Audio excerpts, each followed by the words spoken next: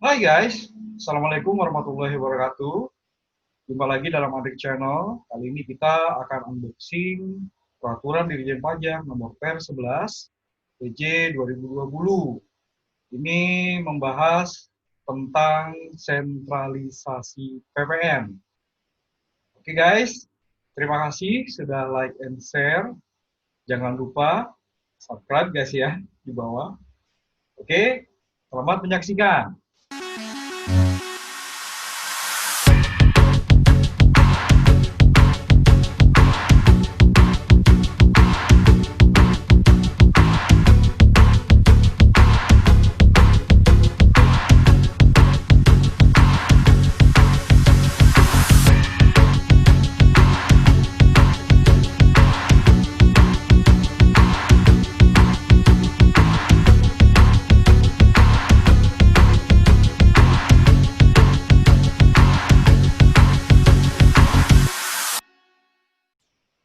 Oke guys, Peraturan Dirjen Pajak Nomor Per 11 PJ 2020 ini yang terkait dengan penetapan satu tempat atau lebih sebagai tempat pemusatan pajak pertambahan nilai terutang, ya, atau bahasa kerennya itu adalah sentralisasi PPN guys.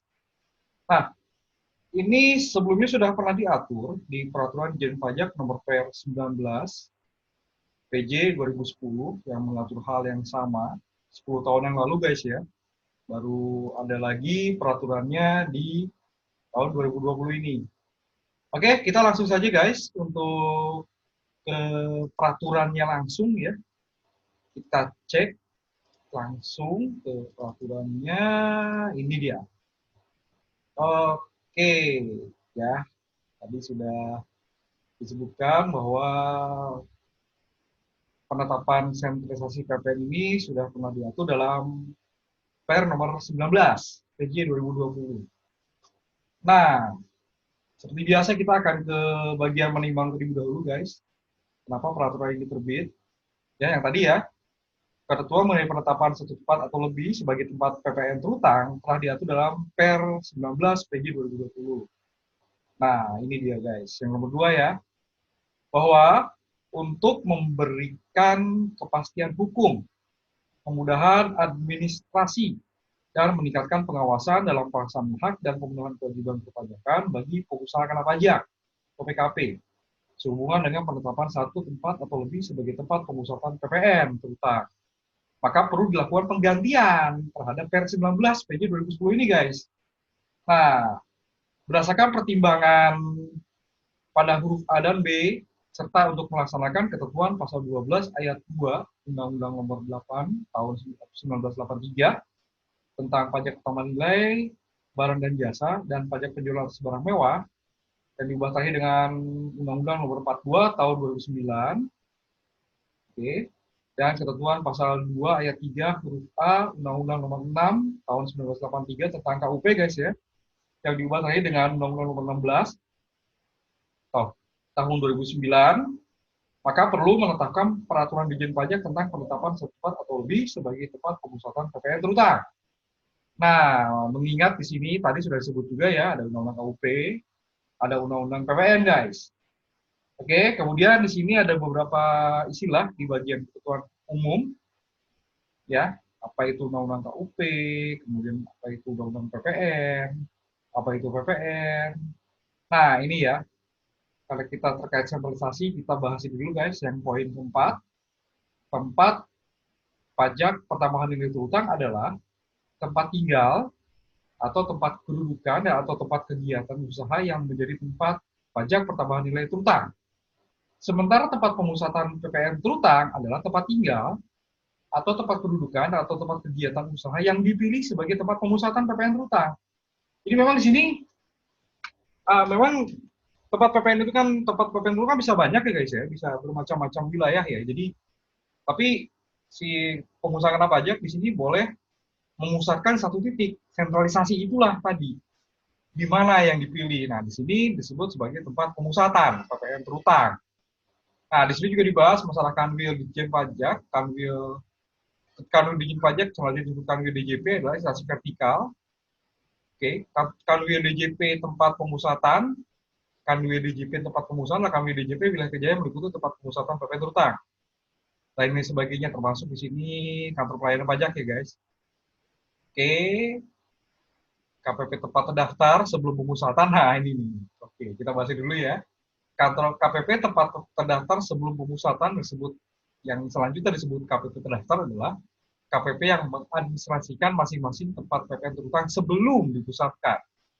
Jadi ya kalau misalnya kita punya 15 cabang misalnya, maka berarti kita terdaftar punya SPPKP ya, surat pengukuhan pengusaha kena pajak, ya, dan yang disaksikan di masing-masing KPP tadi di 15 atau ya tadi 15 ya 15 tempat tadi.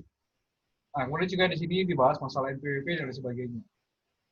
Oke, nah ini dia ada lagi saat mulai pemusatan yang disingkat SMP guys. Saat mulai pemusatan adalah tanggal saat mulai berlaku pemusatan tempat PPN terutang yang ditetapkan dengan keputusan pemusatan. MPP pusat diberikan berdasarkan tempat tinggal tempat kedudukan wajib pajak memberikan pusat kegiatan usaha dengan 3 digit terakhir berupa 000. NPP cabang, NPP diberikan bagi tempat kegiatan usaha wajib pajak terpisah dari tempat tinggal atau tempat kedudukan wajib pajak atau yang diberikan untuk pelaksanaan hak dan pemenuhan kewajiban pemotongan pemungutan PPN yang tidak dapat menggunakan NPP pusat. Ya. Nah, kemudian di sini juga membahas masalah keadaan kahar akibat pandemi COVID-19, guys. Disebut keadaan kahar COVID-19, periode kejadian darurat atau luar biasa yang berdampak pada pelaksanaan administrasi pemerintahan sebagai akibat dari pandemi COVID-19, sebagaimana ditetapkan oleh pemerintah. Oke. Nah, di sini ada lagi KPP tempat kantor pelayanan pajak tempat pemusatan PPN. Oke, KPP tempat pemusatan adalah KPP yang mengadministrasikan tempat pemusatan PPN terutang. Jadi memang ada istilahnya beda-beda guys ya. Tempat terutang, KPP tempat pemusatan gitu ya. Bisa bermacam-macam di sini karena yang tadinya kita tersebar di berbagai wilayah guys. Jadinya di satu titik tempat pelaksanaan kegiatan kewajiban PPN-nya ya.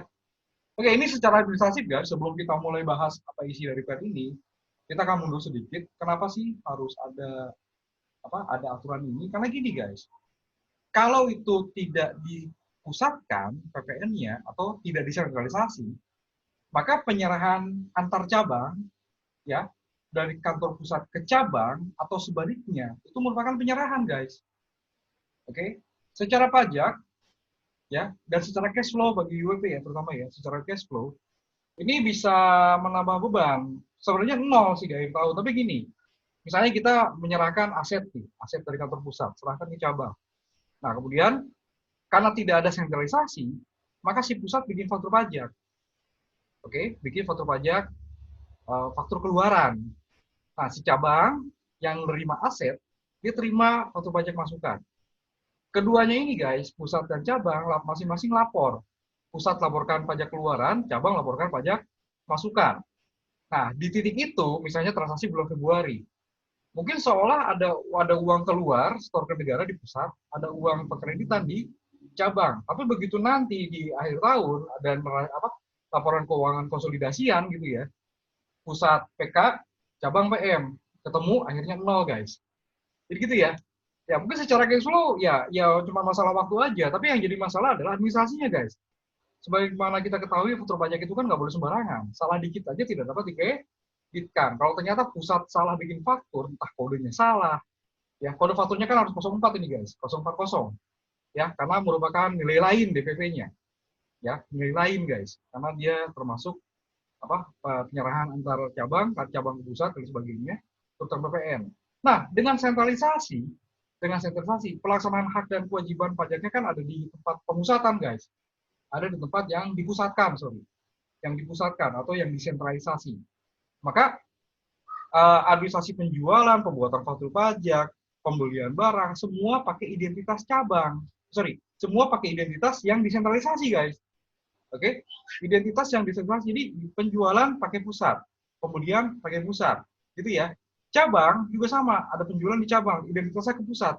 Ini kalau ternyata nanti ada penyerahan dari pusat ke cabang, atau sebaliknya gitu ya, karena satu identitas, maka Undang-Undang PPN menyebutkan kalau sudah desentralisasi, maka penyerahan barang dari pusat ke cabang atau sebaliknya, dan penyerahan antar cabang itu bukan merupakan penyerahan yang terutang PPN.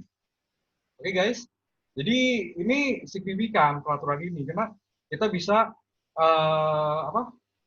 mengefisienkan bagi si PKP ini juga untuk mengurangi lah administrasi terkait dengan PPN guys, karena itu tadi yang namanya walaupun sekarang sudah pakai e-faktur ya, tapi yang namanya human error sudah terjadi, sistem error bisa terjadi gitu kan, kita minimalisir khususnya untuk internal supplies ya kalau bahasa Inggrisnya guys ya. Jadi penyerahan itu kan supplies kalau bahasa bahasa teori pajaknya lah guys. Jadi gitu ya, jadi mengurangi beban administrasi bagi si PKP yang bersangkutan. Oke, kita lanjut lagi guys terkait dengan peraturan ini. Jadi ini bagi mereka yang ingin mengurangi ya tadi ya, ini sangat signifikan guys. Jadi ini bisa dimanfaatkan lah. Oke, tempat pemusatan PPN terutang. Kita masuk ke bagian kedua. Tadi bagian pertama itu kan bagian ketentuan umum ya guys ya. Oke, kita masuk ke tempat pemusatan PPN terutang. Nah, pengusaha kena pajak yang memiliki lebih dari satu tempat PPN terutang dapat memilih satu tempat atau lebih sebagai tempat pemusatan PPN terutang. Di sini kalau kita ada 200 cabang, ya kan nggak mungkin semua di satu titik guys ya. Maka di sini satu tempat atau lebih. Oke, satu tempat atau lebih sebagai tempat sentralisasi PPN terutang.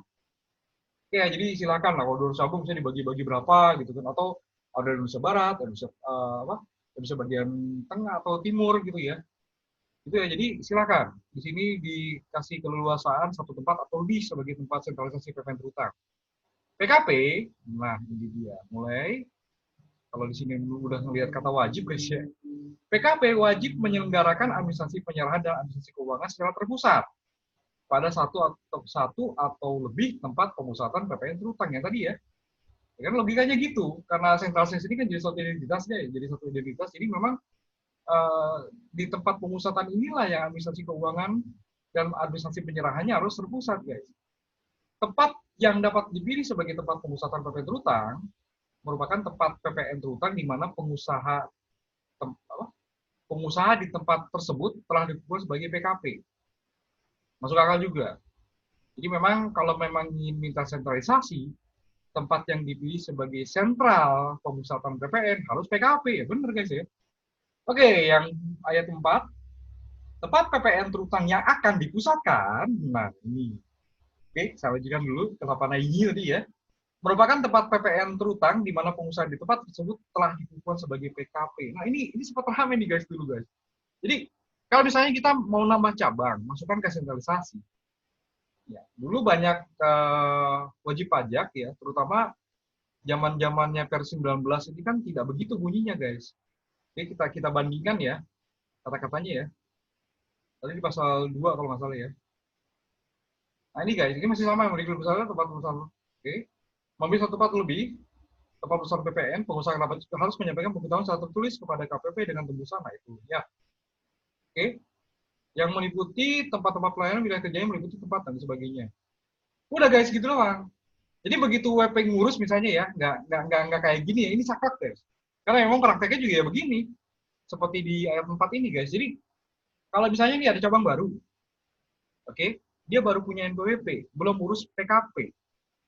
Nah, pada saat akan disentralisasikan, maka KPP tempat cabang tadi berada gitu ya, akan mem-PKP-kan dulu gitu ya, kemudian baru akan digabungkan dengan sentralisasi. Nah ini banyak WP yang dulu protes guys, jadi ribet gitu kan, toh juga nantinya dijadikan satu, tapi aturannya ya, ini masalah administrasi di BJP sebetulnya guys. Jadi kalau misalnya langsung main ceplok begitu aja juga, ya kan jadinya aneh ya, ini apakah dia memang ada penyerahan atau tidak di sana kan gitu kan, yang namanya balik lagi, ini penerimaan negara guys.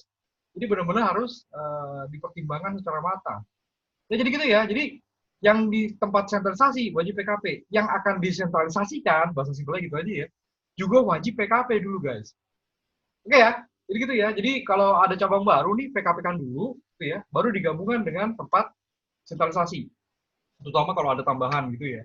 Oke lanjut lagi guys. Dalam hal PKP memilih satu tempat atau lebih sebagai tempat pemusatan PPN terutang, PKP menyampaikan pemberitahuan secara elektronik kepada Kanwil, Kepala Kanwil DJP tempat pemusatan. dengan tembusan kepada kepala KPP terdaftar. Tadi ya, istilah-istilah tadi ya. Kanwil DJP tempat pemusatan, di mana akan disentralisasi satu titik tadi, satu wilayah tadi. Dengan tembusan kepada kepala KPP terdaftar, berarti ya banyak nih. Kalau tadi ada 15, mau disentralisasikan gitu ya. Selain ke Kanwil DJP tempat disentralisasi, juga yang akan disentralisasikan. Bahasanya ribet guys. Gitu ya. Karena kita melibatkan banyak wilayah ini. Dalam hal saluran elektronik, belum tersedia, PKP dapat mengajukan pemberitahuan secara tertulis kepada Kanwil DJP, kepada Kepala Kanwil DJP tempat pemusatan dengan tembusan kepada Kepala KPP terdaftar. Oke, nanti kita akan lihat contohnya ya. Nah, kemudian juga ini masih sama ya dengan yang Per 19 tahun 2010. Di Per 11 tahun 2020 ini guys, ini menyebutkan juga tempat tinggal atau tempat kedudukan atau tempat kegiatan usaha yang tidak boleh disentralisasi. Tidak dapat dipilih sebagai tempat pemusatan PPN terutang atau tempat PPN terutang yang akan dipusatkan. Ini memang harus lepas sendiri nih guys. Yaitu karena aturannya khusus ya, untuk kawasan berikat aturannya khusus. Tempat penumbuhan berikat termasuk dalamnya kawasan berikat. Berada di kawasan ekonomi khusus ya, KEK ya, KEK bisa disifat KEK gitu ya. Kawasan bebas, berada di kawasan bebas. Berada di kawasan berfasilitas lainnya, mendapat fasilitas kemudahan impor tujuan ekspor, KITE guys, fasilitas KITE, dan atau memiliki kegiatan usaha di bidang pengalihan tanah atau bangunan. Ini juga kan nanti kan dijual lagi, ya nggak? Dia bikin rumah gitu ya, ya jadinya nggak akan stay guys. Tanah rumah ini sebagai persediaan, dia kan jual beli tanah gitu ya, pengalihan tanah bangunan. Jadi oke ya, jadi ini nggak boleh guys. Dari dulu ini sebenarnya. Tapi di sini bagus ya, dulu di sini pabrik nggak boleh guys, sebelum era Per 19. Ya sekarang ini memang beberapa wilayah yang secara PPN-nya memang diberi fasilitas-fasilitas khusus guys. Tempat-tempat ini kan ini tempat terutang PPN terutang tidak dipungut. Kawasan bebas ini BBK ya, Batam, Bintan, Karimun, itu ya selain terutang tidak dipungut, juga PPN dibebaskan guys. Ya bisa dicek ya di PP nomor 10 tahun 2010 tentang kawasan bebas ini guys. Ya, dan sebagainya nih ya, ini tempat fasilitas semua kecuali yang ini ya, kecuali yang usahanya adalah pengalihan tanah atau bangunan. Oke, nah ini lagi guys, satu lagi di ayat 2, tempat PPN terutang yang secara nyata tidak memiliki kegiatan usaha atau tidak melakukan kegiatan administrasi penyerahan dan administrasi keuangan, tidak dapat dipilih sebagai tempat pemusatan PPN terutang. Ini misalnya kantor perwakilan sih guys ya, representative office, dia tidak melakukan penjualan apapun gitu ya. Ya masuk akal sih, karena emang nggak ada penyerahan ya. Yang mestinya juga tidak bisa jadi tempat pemusatan PPN terutang. Oke, kita lanjutkan kembali. Nah, ini masalah pemberitahuan guys ya, harus memenuhi syarat, membuat nama alamat IPP, PKP pada tempat PPN yang diberi sebagai tempat pemusatan, membuat nama dan IPP, PKP pada tempat PPN terutang yang akan dipusatkan, yang tempat sentralisasi, yang akan disentralisasi guys. Di sini harus dilampiri surat pernyataan dan sebagainya, banyak sekali nih guys ya. Administrasi penyerahan, administrasi keuangan, silakan dicek ya. Ini baca masing-masing ini syarat-syarat teknisnya guys, syarat administrasinya. Ya, surat kuasa khusus juga bila dilakukan oleh kuasa khusus dan sebagainya. Nah, di sini ada contohnya, nanti kita akan cek guys. Apa tadi? Surat permohonannya ya, surat pemberitahuannya ya. Pemberitahuan untuk melakukan sentralisasi PPN terutang. Oke. Nah, ini juga langkah yang dilakukan DJP saat ada permohonan saat ada pemberitahuan tempat pemusatan PPN terutang. Dia DJP akan menerbitkan keputusan pemusatan bila memenuhi syarat atau surat pemberitahuan belum memenuhi syarat untuk memberikan keputusan tempat PPN terutang. Oke, paling lama 14 hari sejak pemberitahuan diterima lengkap. Pemusatan tempat PPN terutang berlaku mulai masa pajak berikutnya setelah tanggal keputusan pemusatan. Kepala Kanwil menyampaikan keputusan pemusatan ya, yang wilayah kerjanya meliputi tempat PPN terutang yang telah dipusatkan. Nah, ini teknis guys ya. Langkah-langkah yang dilakukan oleh DJP bila ada permohonan melakukan sentralisasi PPN. Oke, dalam hal Kanwil DJP tempat pemusatan memberikan surat pemberitahuan belum memenuhi persyaratan, PKP dapat menyampaikan keputusan baru secara elektronik atau tertulis kepada Kanwil, kepala Kanwil DJP tempat pemusatan dengan melengkapi persyaratan. Oke. Nah, apabila jangka waktu yang tadi ya 14 hari telah terlampaui, ternyata kepala Kanwil DJP tempat pemusatan tidak menerbitkan keputusan, maka pemberitahuan dari PKP dianggap telah memenuhi persyaratan. Kepala Kanwil DJP tempat pemusatan sama Dirjen Pajak harus memberikan keputusan pemusatan yang berlaku mulai masa pajak berikutnya setelah jangka waktu 14 hari berakhir. Oke. Oke, ini juga sama ya. Menyampaikan pemberitahuan tempat PPN terutang belum melakukan usaha nyuruh PKP. Sebentar. Dalam hal PKP menyampaikan pemberitahuan antara lain atas tempat PPN terutang yang belum dilaporkan usahanya oleh pengusaha untuk ditetapkan sebagai PKP. Tempat PPN terutang berada di tempat penimbunan berikat, kawasan ekonomi khusus, atau kawasan berfasilitas lainnya mendapatkan fasilitas pembuatan impor tujuan ekspor atau memiliki kegiatan usaha di bidang tanah dan pembangunan, ya, atau tempat tinggal, tempat kedudukan, atau tempat kegiatan usaha yang berada di kawasan bebas. Maka pemberitahuan tersebut tetap ditindaklanjuti hanya atas tempat PPN terutang yang memenuhi persyaratan. Oke. Jadi yang ini nanti diabaikan dulu ya, bisa dibilang gitu ya. Oke, keputusannya nanti ada contohnya guys, suratnya seperti apa. Sama surat pemberitahuan belum memenuhi contohnya apa? Surat pemberitahuan belum memenuhi syaratnya juga ntar akan dilihat di bawah, nanti ada contohnya guys. Nah, ini dia yang tadi ya. PKP yang telah memperoleh keputusan pemusatan tempat PPN terutang dapat mengajukan penambahan tempat PPN terutang lain yang akan dipusatkan. Atau sebaliknya, pengurangan tempat PPN yang telah dipusatkan. Dalam hal terdapat penambahan tempat PPN terutang yang akan dipusatkan atau pengurangan tempat PPN terutang yang telah dipusatkan, PKP menyampaikan pemberitahuan penambahan atau pengurangan tempat PPN terutang yang dipusatkan secara elektronik kepada Kepala Kanwil DJP, tempat pemusatan dengan pemusatan kepada Kepala KPP terdaftar yang wilayah kerjanya meliputi tempat PPN terutang yang akan diajukan penambahan atau pengurangan.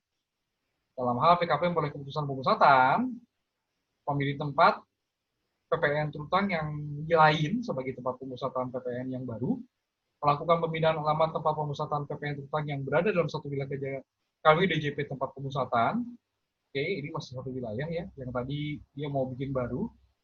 Oke, melakukan pindah tapi masih tempat KW DJP yang sama ya. Atau mereka melakukan pemindahan alamat tempat pemusatan PPN terutang yang tidak berada dalam satu wilayah kerja KW DJP tempat pemusatan. Maka PKP mengajukan pemberitahuan perubahan tempat pemusatan PPN terutang secara elektronik, oke, kepada Kepala Kanwil DJP tempat pemusatan, sama ya, dengan tebusan kepada Kepala KPP terdaftar. Dalam hal terhadap PKP dilakukan pemindahan tempat terdaftar secara jabatan berdasarkan keputusan Dirjen Pajak, PKP tidak perlu menyampaikan pemberitahuan perubahan keputusan pemusatan. Oke, pemberitahuan harus memenuhi syarat memuat nama, alamat NPWP PKP tempat PPN terutang yang dipilih sebagai tempat pemusatan PPN terutang, memuat nama dan PP pengusaha atau PKP pada tempat PPN terutang yang akan dipusatkan, dilampiri surat pernyataan bahwa administrasi penyerahan dan administrasi keuangan diserahkan secara pusat, ya, pada tempat PPN terutang yang dipilih sebagai tempat pemusatan PPN terutang, tempat pemusatan PPN terutang, tempat PPN terutang akan dipusatkan tidak termasuk tempat tinggal, tempat kedudukan atau tempat kegiatan usaha dikecualikan yang tadi ya. Oke, yang tadi yang barusan tuh di apa? Kawasan berikat, kawasan bebas gitu ya. Tempat pemusatan PPN secara nyata memiliki kegiatan usaha atau melakukan kegiatan administrasi penyerahan dan administrasi keuangan dan dilampiri surat kuasa khusus bila pemberitahuan dilakukan oleh kuasa sesuai ketentuan undang-undangan di bidang perpajakan. Oke, dalam hal surat elektronik belum tersedia, PKP mengajukan pemberitahuan secara tertulis. Ini juga sama ya, masih ngulang-ngulang lagi ya. Kalau ada mau pengurangan atau penambahan. Nah, ini langkah yang dilakukan DJP guys, setelah ada pemberitahuan tadi ya.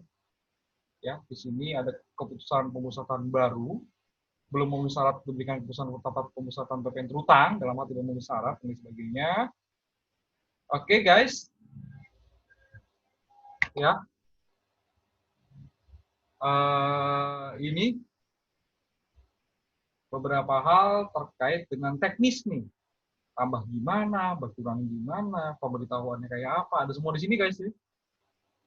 Oke, nah, sebentar, pasal 5 tadi ya, yang baru ya kalau nggak salah ya. Sebentar. Oh enggak ya, yang pasal 5 ini Yang awal ya, yang pertama ya langkah di sini untuk memberikan keputusan pemusatan atau untuk memberikan surat pemberitahuan belum memenuhi persyaratan. Nah, di sini kita balik lagi ke pasal 7 ya. Di pasal 6 itu kan tadi tambah kurang ya. Nah, ini ya. Oh enggak, ini setuju dah ya. Kita ke pasal 8 sekarang. Nah, berdasarkan keputusan-keputusan diterima, ya tadi ya, tempat pemusatan, dan pasal 7 berarti tempat perpindahan, tempat pemusatan baru, dan sebagainya. Ini penting guys, Kepala KPP terdaftar melakukan pencabutan. Kalau sudah ada surat keputusan pemusatan, Kepala KPP terdaftar melakukan pencabutan pengukuhan pengusaha kena pajak pada tempat PPN terutang yang telah dipusatkan melalui penelitian administrasi. Jadi nggak usah khawatir ya, cuma diteliti administrasi aja langsung mestinya sih dicabut secara jabatan ya. Oke, kita lanjutkan lagi guys. Tanggal pencabutan pengukuhan sebagai PKP yaitu sesuai tanggal SMP. Itu ya tadi ya, SMP guys. Oke. Pencabutan pengukuhan pengusaha kena pajak dilakukan sesuai dengan peraturan Menteri Keuangan yang mengatur mengenai tata cara pendaftaran wajib pajak, penghapusan PWP, pengukuhan dan pencabutan pengukuhan pengusaha kena pajak di PMK 147 guys ya. PMK 147 kalau nggak 98, kayak 2018 aturannya. Dan diatur lebih lanjut dalam Perpres 4 kalau nggak salah di tahun ini. Atau 2019 ya. Oke. Nanti silakan dicek aja guys ya tentang tata cara pencabutan, pengukuhan, penghapusan MPWP ini guys. Ya, bisa diperiksa, bisa diberikan secara jabatan. Mestinya sih ini jabatan guys. Karena kan yang menerbitkan pemusatan kan Kanwil DJP tempat dipusatkan gitu ya. Mestinya KPP terdaftar ya tinggal cabut aja kan. Di sini juga dibilang melalui penelitian secara administrasi guys. Jadi ya mestinya di jabatan langsung dicabut begitu aja. Oke, Kepala Kanwil DJP tempat pemusatan atas nama Dijen Pajak melalui penelitian administrasi dapat melakukan perubahan pemusatan secara jabatan. Nah ini dia tadi ya. Ternyata dari pasal 9 guys. Melakukan perubahan keputusan pemusatan secara jabatan. Dalam hal tempat tinggal, tempat kedudukan, atau tempat tinggal usaha diusahakan tidak lagi memenuhi ketentuan. Oh ini beda ternyata ya. Saya pikir sama ini.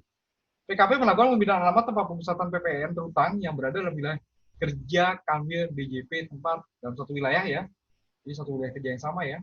PKP pada tempat pemusatan PPN terutang melakukan pembinaan tempat terdaftar secara jabatan.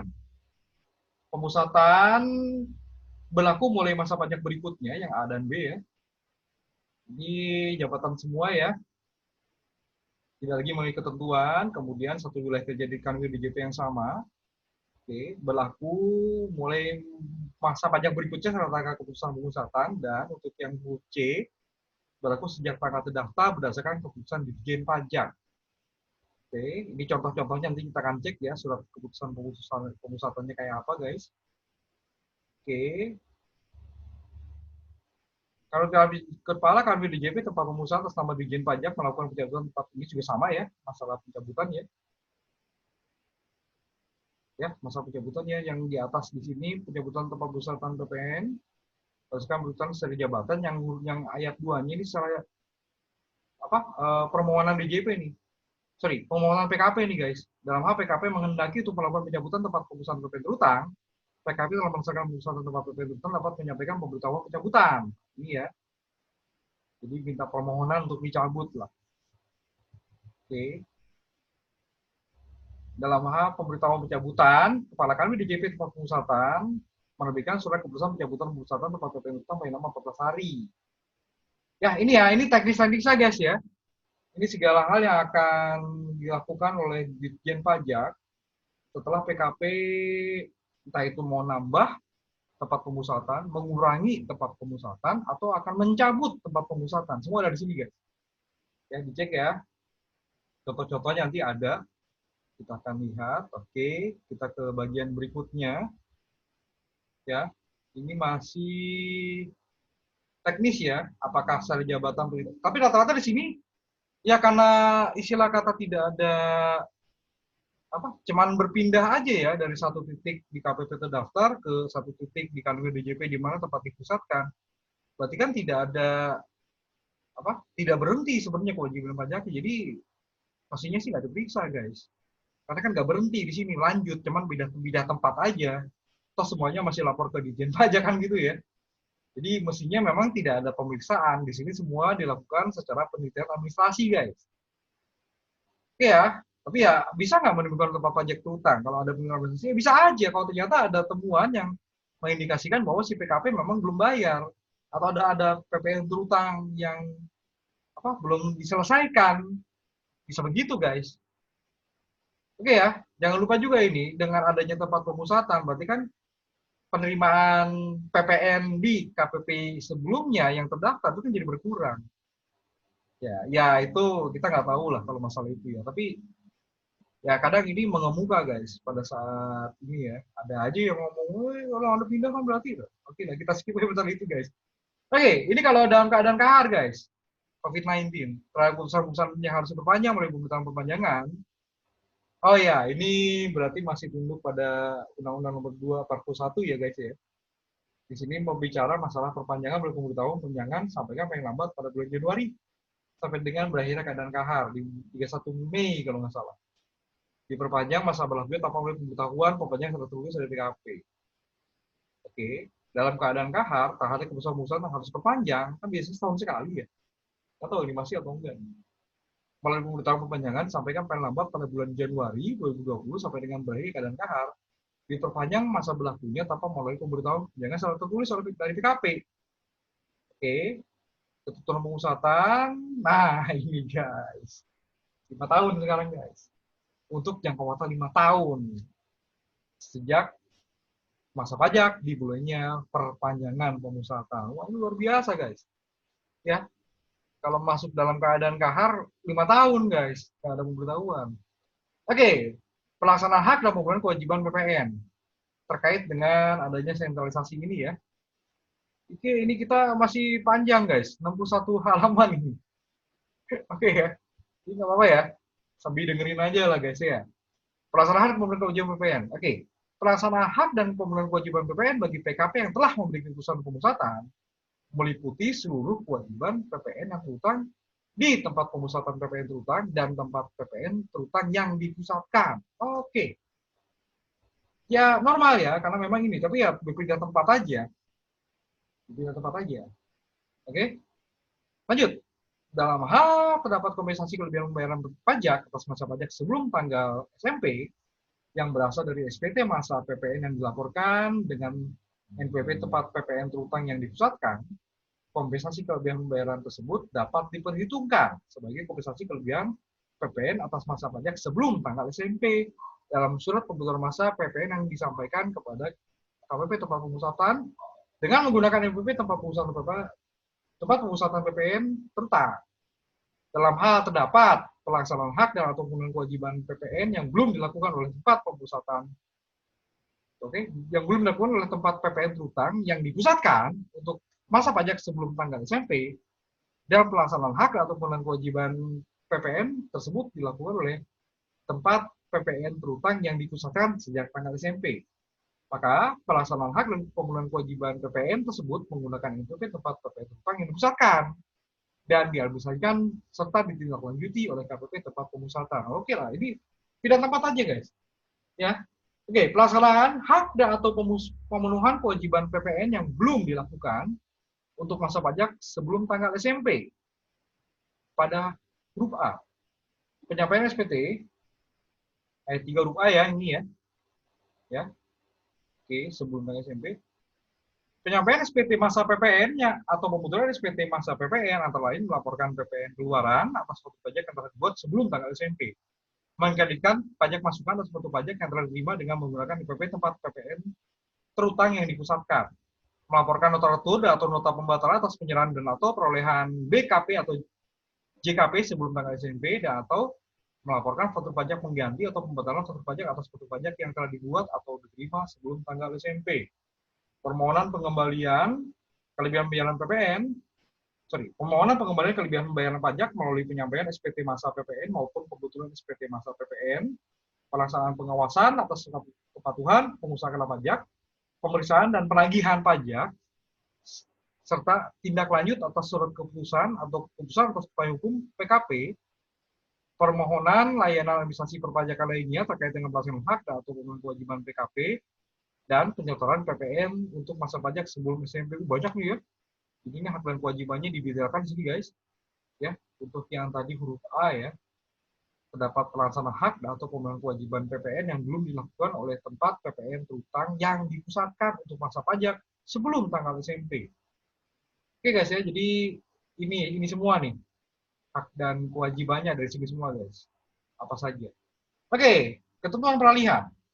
Pada saat Per nomor 11 PJ 2020 ini berlaku, ya, terhadap PKP yang telah memperoleh keputusan pemusatan yang masih berlaku berdasarkan Per Dirjen Pajak nomor 19, yang telah memperoleh keputusan pemusatan masih berlaku berdasarkan PMK nomor 29, PMK titik 03 2020, yang telah memperoleh keputusan pemusatan yang habis masa berlakunya pada masa pajak Januari dan masa pajak Februari dalam keadaan kahar COVID-19, menyampaikan pemberitahuan kembali secara elektronik kepada Kepala Kami DJP tempat pemusatan untuk memperoleh keputusan pemusatan sesuai dengan ketentuan peraturan Dirjen Pajak ini. Pemberitahuan kembali dapat disampaikan paling lambat sampai dengan tanggal 31 Desember, kecuali PKP dapat menunjukkan bahwa keadaan waktu tersebut tidak memenuhi karena keadaan di luar kekuasaannya. 31 Desember 2020 guys, pemberitahuan kembali. Pemberitahuan pemusatan tempat PPN terutang berdasarkan Per 19 PJ 2010, oke, yang belum diberi keputusan sampai dengan berlakunya Per nomor 11 ini diproses dengan Per 11 PJ 2020 ini guys. Dalam hal saluran elektronik belum ada, PKP dapat menyampaikan pemberitahuan kembali secara tertulis kepada Kepala Kami DJP tempat pemusatan. Oke, di sini pemberitahuan kembali ada contohnya ya, kita cek nanti di bawah. Oke, pemberitahuan kembali harus memenuhi persyaratan memuat nama, alamat NPWP PKP pada tempat PPN terutang yang telah dipilih sebagai tempat pemusatan tempat PPN terutang, dan memuat nama dan NPWP PKP pada tempat PPN terutang yang telah dipusatkan. Berdasarkan pemberitahuan kembali, Kepala Kami DJP tempat pemusatan bersama Dirjen Pajak memberikan keputusan dengan memberikan keputusan pemusatan yang baru dalam hal pemberitahuan memenuhi ketentuan dalam pasal 14 ayat 1 dan persyaratan sebagaimana dimaksud pada ayat 1, atau surat pemberitahuan belum memenuhi persyaratan yang untuk diberikan keputusan pemusatan tempat PPN terutang dalam hal pemberitahuan tidak memenuhi ketentuan pada pasal 14 ayat 1 dan persyaratan pada ayat 1 pasal ini. Paling lama 14 hari sejak tanggal pemberitahuan kembali diterima lengkap. Oke, ini pelaporan kembali ya, karena ada kondisi kahar guys. Ya, silakan. Kalau mau lebih detail sih, sebenarnya lebih baik baca sendiri sih guys.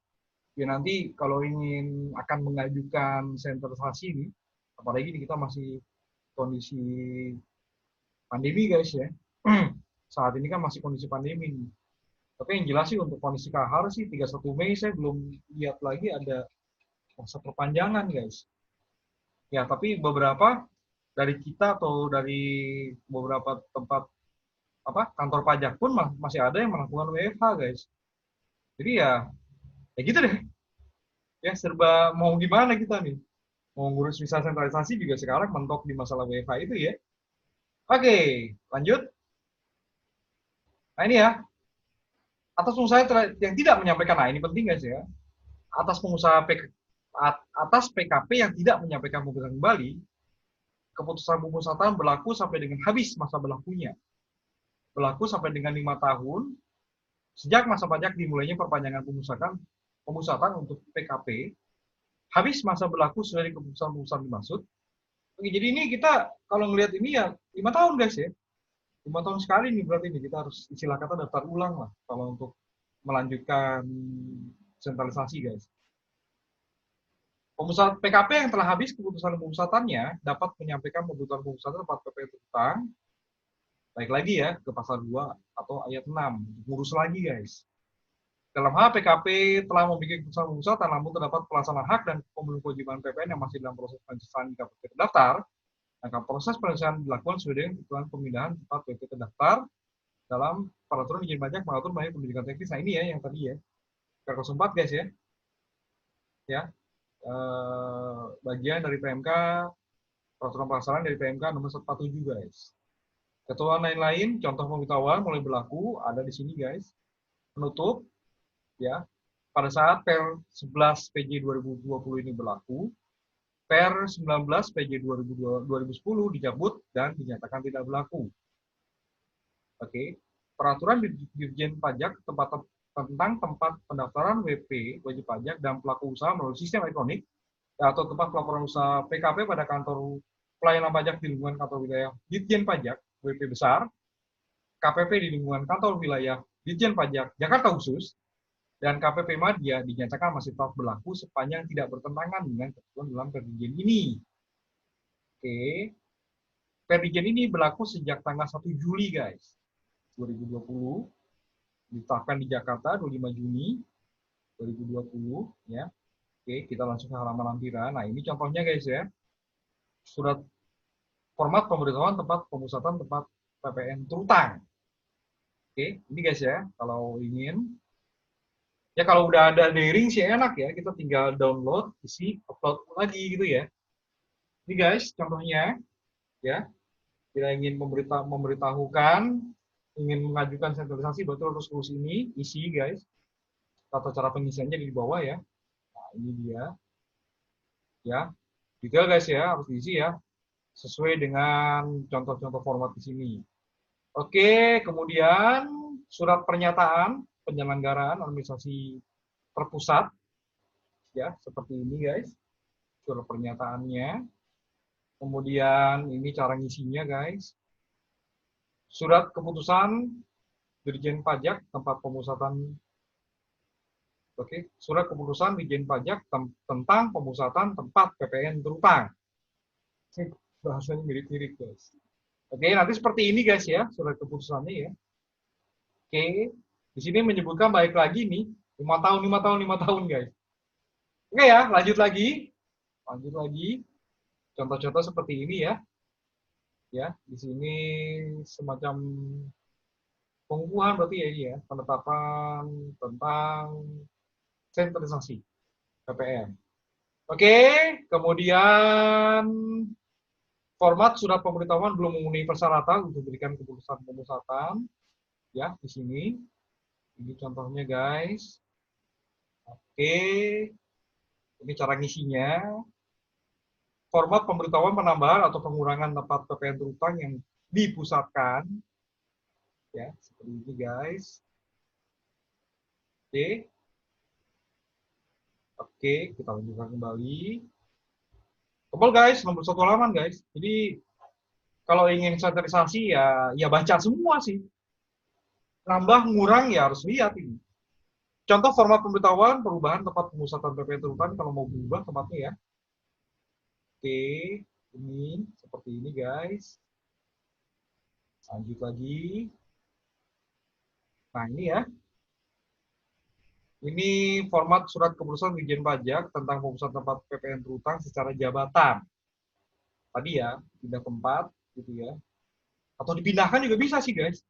Tergantung di sini. Kadang ada aja, terutama yang WP besar ya, atau Madya ya, atau Jakarta khusus guys. Itu kan KPP khusus tuh. Mereka bisa aja dipindahkan tadinya di PMA gitu ya, PMA 1 bilang adalah kayak gitu guys. Itu ya tadinya di Madya naik ke LTO, ke KPP wajib pajak besar gitu ya. Bisa gitu guys. Ini terutama kalau bicara masalah penerimaan pajak ya, ternyata kita termasuk yang terbesar. Maka bisa dipindahkan begitu aja. Oke. Pemberitahuan, format pemberitahuan pencabutan pemusatan tempat PPN terutang. Nah, seperti ini guys, pencabutannya. Oke. Lalu di sini juga saya lagi ya. Yang huruf I, format surat keputusan Dirjen Pajak pencabutan pemusatan tempat PPN terutang. Ini kalau dicabut guys ya. Seperti ini guys. Pencabutannya. Oke. Oh, masih ada huruf J. Tadi sampai huruf L kalau nggak salah ya. Format surat keputusan Dirjen Pajak pencabutan pemusatan tempat PPN terutang secara jabatan. Ini kalau pencabutan secara jabatan ya. Contoh format pemberitahuan kembali pemusatan tempat PPN terutang. Nah, ini ya. Menyampaikan pemberitahuan kembali pemusatan. Ya, jadi kayak daftar ulang guys ya. Kayak daftar ulang ini guys. Pemusatan kembali, ingin melakukan sentralisasi kembali. Oke. Nah, ini contoh-contohnya, guys. Di sini contoh-contohnya nih. Ya, kita cek satu aja ya. PT Frontera merupakan PKP yang didirikan di wilayah kerja KPPA dengan menggunakan NPWP pusat. Frontera memiliki tempat kegiatan usaha yang terhubung di PKP Wilayah Kerja KPPB dan KPPC. Frontera dapat memilih tempat kedudukan wilayah kerja KPPA sebagai tempat pusat dan penuntutan, serta dapat memilih tempat kegiatan usaha di wilayah kerja KPPB dan KPPC sebagai tempat yang akan dipusatkan dengan menyampaikan kebutuhan kepada Kepala Kanwil DJP wilayah kerja yang memiliki KPPA. PT Frontera memperoleh keputusan pemusatan pada tanggal 10 Agustus 2021. Pemusatan berlaku mulai masa pajak September 2021 yang tadi kan masa pajak berikutnya kan, sejak SMP. Oke, kita cek lagi siapa tahu masih ada lampiran. Oh, ternyata habis, guys. Sudah selesai nih ya. Oke, guys, jadi ini sekelumit cara, guys, ya, yang harus dilakukan bila kita ingin mengajukan sentralisasi PPN. Oke, guys, ini lumayan panjang lagi nih, guys, per 11. Karena sampai sekarang belum ada lagi peraturan-peraturan terkait COVID ya, kayak apa ya tindak lanjutnya. Oke, guys, sekali lagi, guys, terima kasih sudah like and share. Kemudian mohon subscribe ya. Oke, sampai jumpa kembali di video Andrik channel berikutnya. Wassalamualaikum warahmatullahi wabarakatuh.